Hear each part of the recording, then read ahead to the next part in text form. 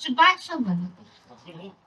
Well, the theme of today, outside of being National Pet Day, is getting down to the business of living, which is what we are meant to do. Our Parshat this Shabbat is Shemini, literally meaning the number 8.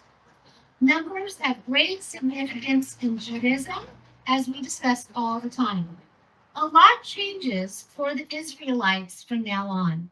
They had their very big moment, their incident with the golden calf when they lost themselves, and men now need to redeem themselves. They made that big golden calf. If you've seen the Ten Commandments, how many have seen that big movie? They play it always before Easter. They're all dancing. There's one that Mark just loves. Look at her. She's all over the place. She's just dancing to that golden calf. So now they have to redeem themselves. They lost faith.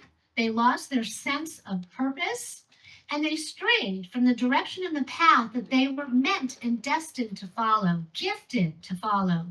The number 8 follows the number 7, and as so it would seem, their creation as a people. 7 equaling the 7 days of creation, also like the Sheva Brachot, the 7 wedding blessings. At the creation of a union of a husband and wife or 2 loving partners going forward in life and building and creating something together. So the Israelites are now, as in the number 8, meant to follow the blessing that they have been given and march toward the promise that God has intended for them. Much like after the 7 days of Shiva, following a burial or an interment, there again, the number 7. We are meant to mourn, we are meant to grieve, but on the 8th day, as hard as it is, we are commanded to pick ourselves up and begin the process of healing and moving on. Yes, a big exclamation point as the ambulance goes by. Now, some of the Israelites were mourning what they knew as being somewhat safe. Even though it was horrible, it was what they knew. Now they're moving toward a new beginning that was uncertain and somewhat scary. That said, we're meant to remember that the number 7 equals what? Tov, goodness, Siman Tov and Mazel Tov. For goodness can be had when we face our fears. As for the number 8, a bris, when we have the ceremony, when a new child comes into life, is done on the 8th day. The first week of life is finished, and now the business of living must begin. Even for that baby. It's not an accident that we are amidst the counting of the Omer, and that last night we culminated at number 8, the 8th day, and now we're on the 9th day of the counting of the Omer. The days between Passover and Shavuot and the giving of the commandments, we're supposed to learn and correct our tikkun, our karma, our behavior. We're supposed to look at it this time. We do it at High Holy Days, but we're supposed to do it now because this is really the new year. Because we became a people. So we have to merit the big moment at the mountain when we get those commandments and the renewal that is possible at this time of our health, of our psyche, of everything that we have that could be evolved to a higher place. The Israelites knew what they left behind. They knew that was not great. However, like I said, it was all they knew.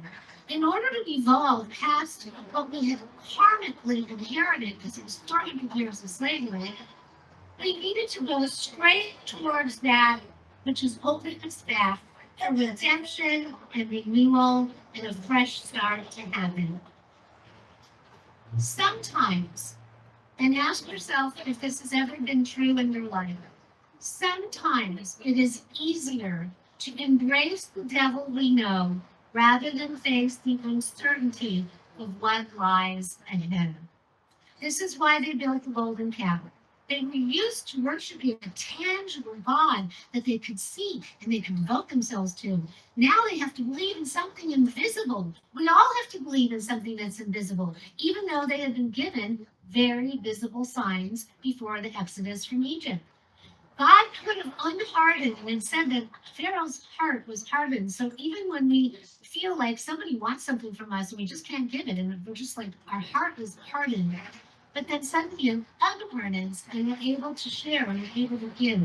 So God could have unhardened Pharaoh's heart right after Moses' first plea, but he didn't do that.